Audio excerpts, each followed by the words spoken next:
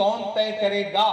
आखिर धर्मेंद्र प्रधान से इस देश के प्रधानमंत्री को इतना प्यार क्यों है कि 21 बच्चों की मौत के बाद भी प्रधानमंत्री उनसे सवाल पूछने को तैयार नहीं?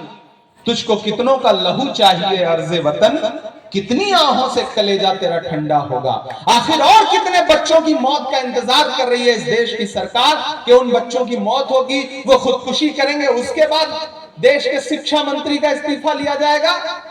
देश के शिक्षा मंत्री के इस्तीफे से कम पर कुछ भी मंजूर नहीं है। आने वाले संसद सत्र में पूरी कांग्रेस पार्टी राहुल गांधी जी की अगुवाई में पेपर लीक के मुद्दे पर देश की पार्लियामेंट में पुरजोर तरीके से आवाज उठाएगी और जब तक धर्मेंद्र प्रधान का इस्तीफा नहीं हो जाएगा तब तक हम सारे लोग इस सरकार को माफ नहीं करेंगे। ये आपसे वादा करते हैं, ये आपको भरोसा भी दिलाते हैं।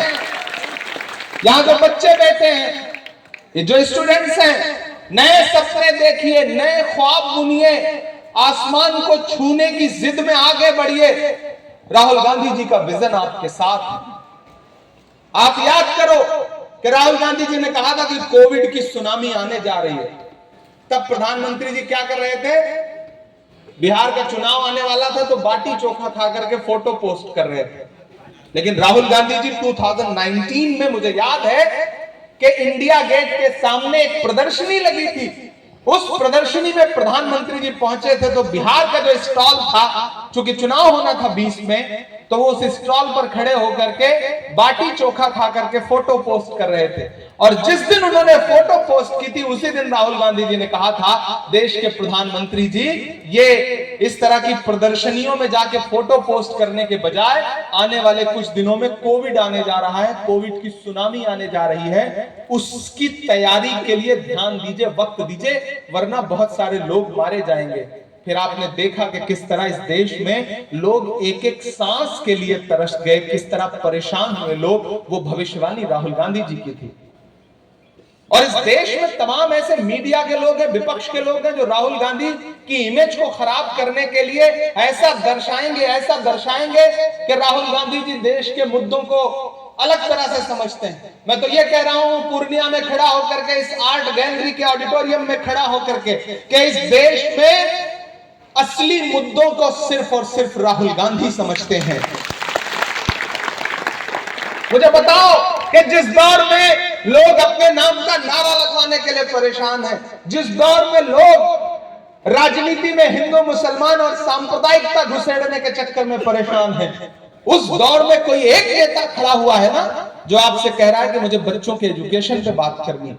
और कोई करता है आपको? और कोई दिखता है नेता बच्चों के एजुकेशन पे बात करता हुआ, तालीम पे बात करता हुआ? नहीं दिखता। राहुल गांधी नजर आते हैं। मैं राहुल गांधी को सैल्यूट करता हूं कि उन्होंने पूरी कांग्रेस पार्टी को यह कहा, कि निर्देशित किया कि आप लोग भी अपने अपने डिस्ट्रिक्ट में, चाहे वह एनएसयूआई के कार्यकर्ता हो, यूथ कांग्रेस के लोग हो, या फिर माइनॉरिटी डिपार्टमेंट के लोग हो, सबको यह निर्देशित किया कि आप लोग अपने अपने शहर में, अपने अपने इलाके में जाइए और स्टूडेंट्स के मुद्दे पर बात करिए, छात्रों के बीच में जाइए। यहाँ तमाम छात्र ऐसे बैठे हैं जो मुझे बाद में मिलते हैं तो ये कहते हैं कि भैया चलो कम से कम किसी ने तो हमारे बारे में सोचा, वरना तो स्टूडेंट इस देश की राजनीति में कोई मुद्दा ही नहीं रह गया। किसी ने कहा है कि जिस ओर जवानी चलती है उस ओर जमाना चलता है। आप लोग फ्यूचर हैं इस देश का, आप जिधर चाहेंगे उधर देश की राजनीति चलेगी। सबसे बड़ी बात यह है कि छात्र न तो हिंदू होता है, न मुसलमान होता है, न तो सिख होता है, न ईसाई होता है। छात्र सिर्फ छात्र होता है। स्टूडेंट का धर्म एक है, स्टूडेंट की जाति एक है, स्टूडेंट का मजहब एक है, स्टूडेंट के मुद्दे एक हैं। इसलिए ये आपको कितना भी बांटने की कोशिश करें, इनके धोखे में मत आइए। लियो टॉलस्टॉय एक बहुत बड़े हिस्टोरियन थे। उनसे एक बार किसी ने कहा कि अगर आपको कोई धोखा दे दे तो आप उसे माफ कर देंगे?